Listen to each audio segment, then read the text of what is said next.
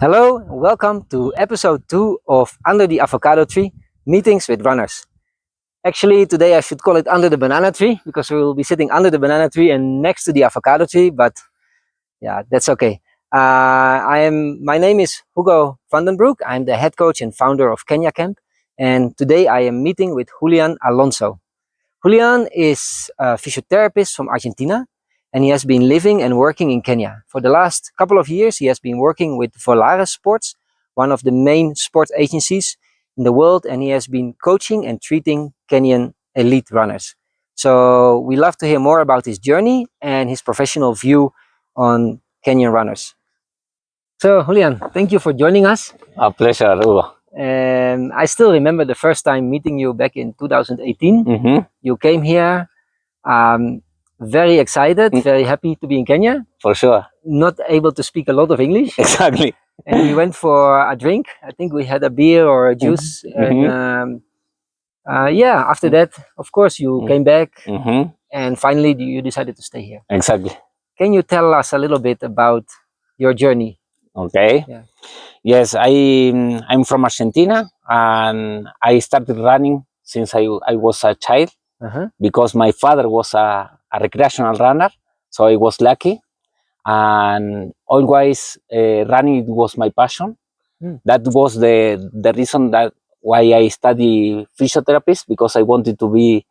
I didn't see me as a professional athlete. Always I was recreational runner, but I wanted to be closer with the athletes. So I decided to study physiotherapist in Buenos Aires University. And then after that, I ran my first marathon in Argentina. And that's changed my life. I say, okay, I want to follow my dreams. I want to follow my passions, that is physiotherapist and running. And I opened my first clinic, that it was Iten Running Center. Yes, Nice. it was 3 years before 2018 that I had the opportunity to come to Kenya. But always I followed the Kenyans, and my dream was to come and discover why the Kenyans are the best athletes of the world. And then yes, in 2018 when I met you, it was I was following you before coming here. Okay. And so I admired a lot of you. So it was like a dream also to share with you. And yes, it was only a trip for 40 days, but it was not enough for me. I discovered that I feel this place like my place where I wanted to stay. And so then I decided in 2019 to back for 5 months again alone. And then after COVID, my wife decided to leave Argentina, also following our dreams. And I proposed her to start here in Kenya. I told her maybe for a few months, but it was in 2021. And then everything was growing, and we decided to stay here. So yes, I'm very, very happy to live here in Iten, share with you. So it's a very nice experience. I'm living like my dream. What a nice story. Okay, thank you. That's so nice to hear. So you made Iten famous in Buenos Aires or in Argentina before you actually came here. Yes. Because I read also the book Running with Kenyans, for example. So I was very fan of Kenyan culture. So I put the name of Iten, and in Argentina nobody knows about Iten. So the people ask me, what is Iten? What's mine? And I explained that Iten is a city, it's a town in Kenya where the champions born and live there. So I explained that my dream is go there one. And then when I came, yes, also I try to share in social media what is Kenya, because people don't know about Kenya. Maybe they fear, they think that it's dangerous. I try to show them that it's the opposite. It's a safe country, is a safe place, and people are very friendly. And so the experience here is beautiful. I try to share this also in my social media to open them the idea that they can come here and live the same experience. Right. So, and then you came here, of course, finally in 2021 with the idea of not only running, because first you came here to run and because it was your passion, right? Exactly. But now coming back, you gave up your job, right? Exactly. You could continue part of your job maybe online, but I guess your idea was to also set up something here. How did that go? And did you immediately want to work with Kenyans, or did you just think like, okay, I'll just coach Argentinians from a distance? No, I started because of COVID. I started doing exercise online, Yes. and Hannah, the owner of Volare, saw me in a story of Instagram that I was living here doing exercise online, and yes, she proposed me to start working with the Volare team. That it was for me, it was is more than a dream. That is, it was my idea, but not really. I saw that more like a dream, like an idea. So I, for sure, I accept this, and I started working with Kenyans. So that was, it was something that it was a big opportunity for me. Maybe because also I was here based in Kenya, so it's helping me to get this chance. But it was not my first idea. My first idea was working online, but then I get this opportunity. Right. Okay, and then yeah, from my own experience, many Kenyans don't do so much exercises. Some of them are also a bit afraid of it or don't like it so much. How was that for you in the beginning? You get a group of runners and they're being told now you have to work with Julian in exercises. Were they accepting you? Yes. How did that go? Yes, for me it was a challenge at the beginning because it's to introduce something new is not easy, but I try to follow them also what they were doing, okay, and from there try to move to the plan that I proposed to them. Very good. So I always try to learn and listen to them, but from the beginning they accept me too much. So I was I'm happy that I get their confidence and the trust in me. So yes, at the beginning, now we are in the transition to improve what we are doing. Yes, because I didn't want to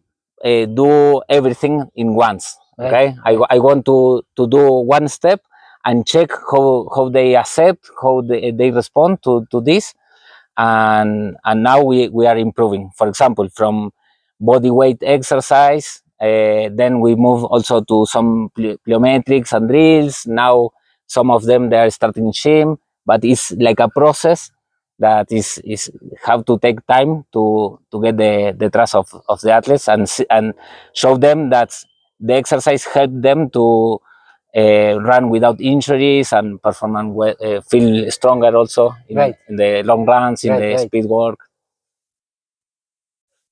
Yeah, that's nice to hear, Julian, and I think that's actually very, very smart what you did there. That rather than saying, look, I have my way of working and the Kenyans are not lifting weights, we have to now put 50 kg on their shoulders, it will be a shock to their system. It will, for their mind, maybe you will scare them and they will be like, oh, you know, this crazy Mzungu want us to do a lot of funny stuff. Yes. So you go step by step. Exactly. As they say in Kenya, pola pola. Pole pole. Yeah. And yeah, so what is your view on this also? Some people say, you know, the Kenyans don't need strength training. They are strong enough. They live a very active life since they are young. They are running, jumping around. They are carrying heavy loads when they do household chores, you know, like carrying water and trees on their back. So they don't need strength training. And other people say, no, Kenyans could be a lot better if they would do a lot more strength training. How are you in that? Yes, maybe in the middle. Maybe also, I think is something that I don't like to put like general rules. I prefer to go individual because sometimes that is good for someone is not good so for a specific athlete. But in general, if I can say, is that yes, it's true that they are very strong athletes. Yes, they also the condition of the surface here, the altitude and the hills that where they are training make them strong. I can feel when I run with them that they don't have problem to do hills. So they are also in long runs. They show and speed work. They are very strong. But I think exercise, yes, can help them to first of all to prevent injuries. Yes, to make the body um, have more capacity to accept the load that they are putting in training. Yes, and also with exercise we can work in a specific area that when you run and if you have weakness, you compensate this weakness. You don't work in this. You see, so if you have, for example, one muscle that is weak, you are working with another, but it's difficult to make these specific muscles stronger. Okay. Or movements. But when you are in the gym or in the with exercise, you can work in these areas that you see that can balance the body. Right. Makes a lot of sense. So it means also that you don't only give like a general strength program for all the athletes, but you also check on the individual athletes. This one maybe core is very weak, we have to work on that. This one is left hamstring is not good. Exactly. We ask about the previous injuries. We also do assessment of flexibility, strength, and stability. So we can find, okay, this guy, as you say, is very strong in, for example, in stability, but is weak in this area. So we give them a specific routine of exercise. Yes. Right. And now, apart from that, for you as a physiotherapist in general, you have, of course, your experience from back home in Argentina. Do you see a difference between Argentinian runners, even the stronger ones, and maybe the Kenyan runners? Do you see anything like in terms of injuries that they develop different injuries or more or less injuries? In Argentina, I worked more with recreational runners, but what I saw that the injuries are the same because the tissues that accept the load that we put in running, absorbing the impact and for propulsion, are the same. Yes, are the but maybe the reason of the injury is different. Maybe always what I see is that the injuries come when you put more stress than the capacity of the tissue to accept this loaded or to adapt to this load. Maybe in my country people are more weak and they want to train too much and they don't have the style of life is different, so they don't have the enough recovery to train. And maybe here the reason is because they have to train really hard to because the competition of the athletes, they are hundred and thousand of very good athletes, so they have to train too hard. So that is the difference maybe. But I see this that the always is the Achilles tendon for both of them, or the shin, or the knee, or hamstring. Maybe here a bit more of hamstring because maybe of the speed of the athletes. But then the issues, the injuries are similar but different causes, and the solution are different. Yeah. So to summarize, basically they get the same injuries, but maybe the load they can handle is much higher. Exactly. Right, because they are stronger. They're well trained. So maybe they get injured running 150 kilometers a week, whereas some people in Argentina would get injured with 50 or 60 or 70 kilometers a week. Exactly. But in the end, everyone has their own breaking point. Yes, right? exactly. And their own weakness. Yes. And you said the solutions also might be different. Yes. The solution, let me think. As you say, they have to balance the capacity. Okay, so in both of them, they have to.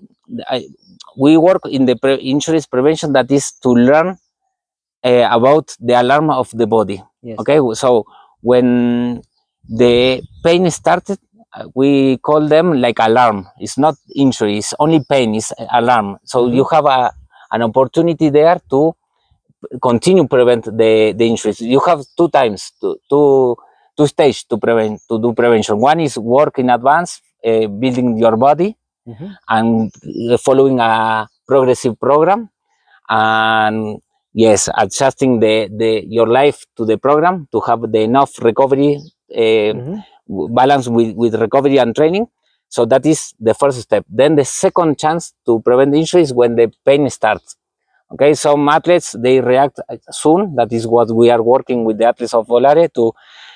So they have to tell us as soon as possible, and also we are going to every training so we can realize when they have any pain, we can act in that moment and reduce the training load in this moment, so the body can adapt and they don't get the injury. They have only the alarm.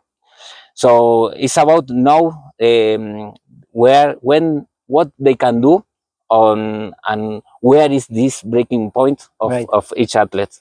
Right. And do Kenyans generally, of course, I know you, it's always individually, but I'm trying to see some kind of general pattern also. Yes. Do you feel like many Kenyans have the tendency to ignore injuries, or is it the opposite, maybe where a small pain already they will come to you? Or yes, at the beginning, I think they know themselves more than Argentinians because they were running for a long time since they were child.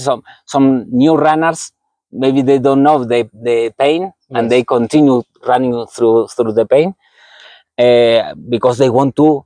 They are very rigid in the program. They don't want, if the coach say I have to do 20, they want to do 20, and maybe limping in the last 5. So, but Kenyans, I think we have two personalities. One of them, they know they are more smart and they can't,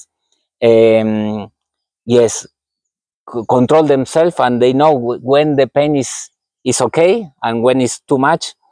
And some athletes, I don't know the reason, but they want just to continue and pushing themselves, and they don't understand that they can't continue in this way for long. yes, If it's not this week, the next week they will stop if they continue limping. Okay, so sometimes you see some athletes that they are limping and they continue trying to push, but I think it's the few. I think the most of them they have experience and they know the athletes where which we are working now.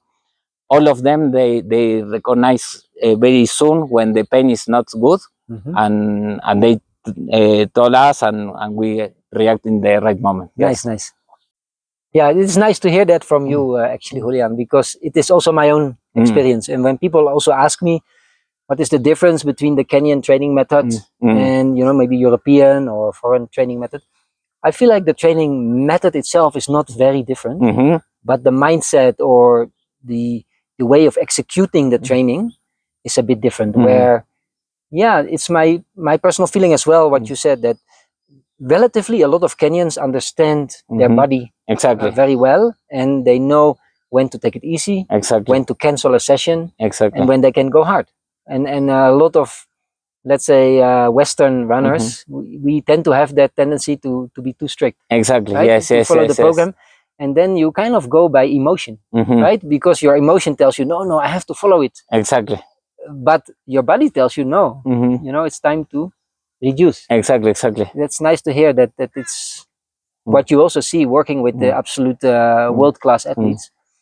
And apart from being a physiotherapist, you're also a coach, because you're also coaching the team. What is your experience with that? And of course, you were never a coach in Argentina, but working with Argentinian runners or the foreign runners that you meet here and the Kenyan runners, are there other differences that you see in the training method or in how they go about their training or their recovery?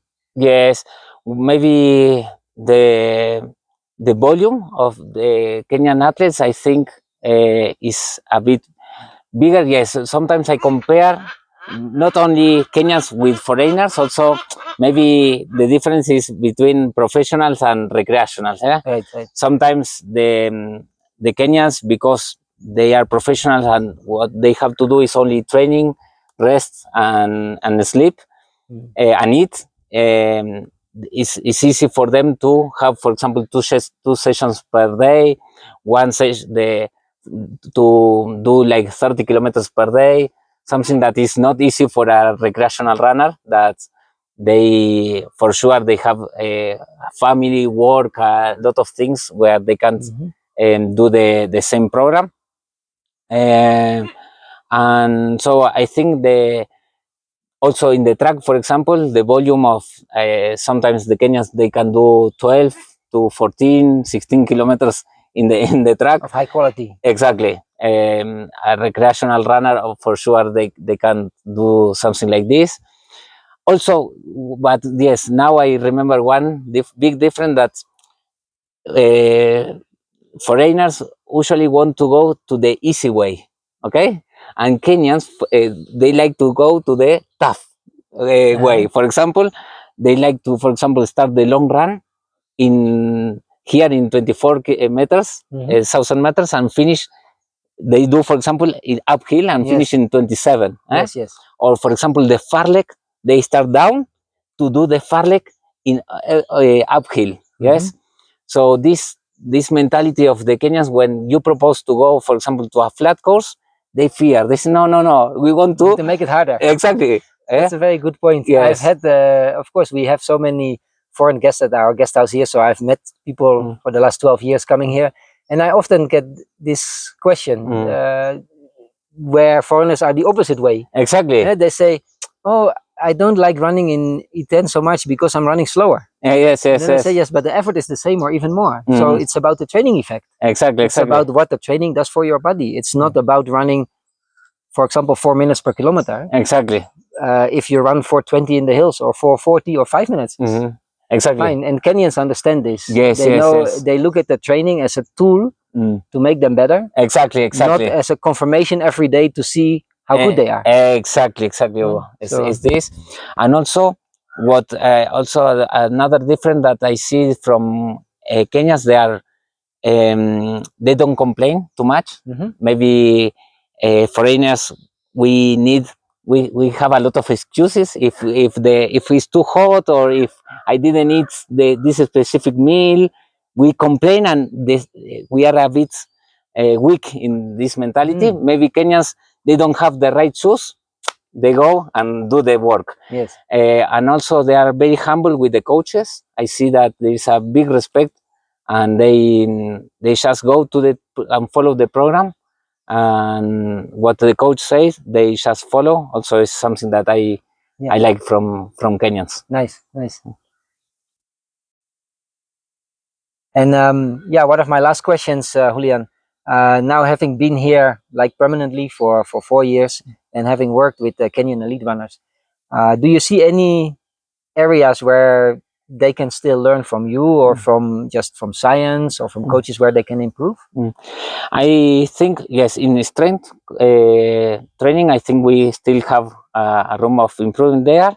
Then in nutrition, I think also we are working with a nutritionist. Yes. That they are helping a lot, and I think is something that also can help them to improve. Yeah, is she telling Kenyans to eat lettuce and Yes. and strawberries, or I'm just kidding. No, I know no. many Kenyans like to eat ugali. And exactly. No. So it must be a challenge for her as Exactly. well.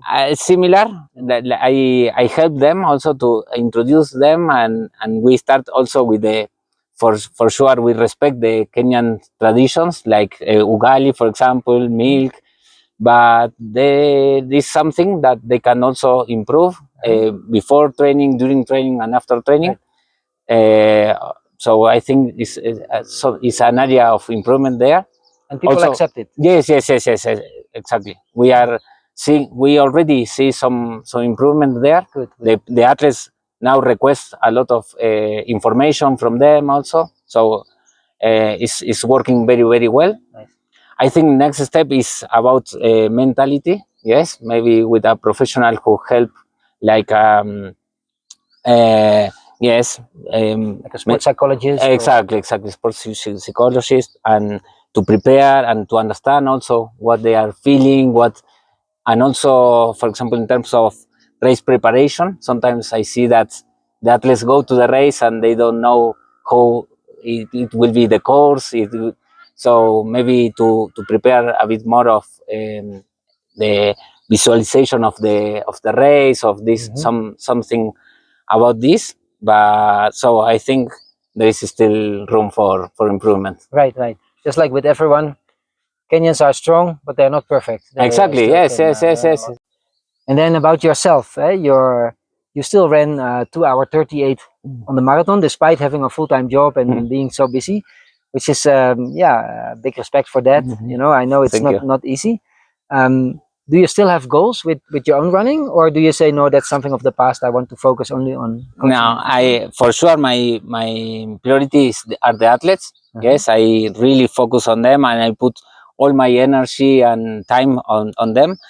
But then, because I still loving running and I enjoy a lot, yes, I still have targets of improve my PV. Yes, I think I can do better. Yes. So yes, when I have time after the training, or sometimes I can train with them. So also they are helping me to push myself, my limits. So yes, I have a target for this year to try again a marathon and do a personal best. Thanks for coming here, Julian. It was really a pleasure talking with you. And we want to wish you all the best in your own running career, of course, but even more so in your job, your physiotherapy and coaching for you and for the whole Volare team. As you know, we have also worked with the Volare team, me and my wife Hilda. We were managed by Volare in the last years of our career, and we know them as very trustworthy, honest people who have heart for the athletes. Exactly. So we wish you all the best. Thank you for coming. Thank you. It was a pleasure. Thank you so much. Thank you.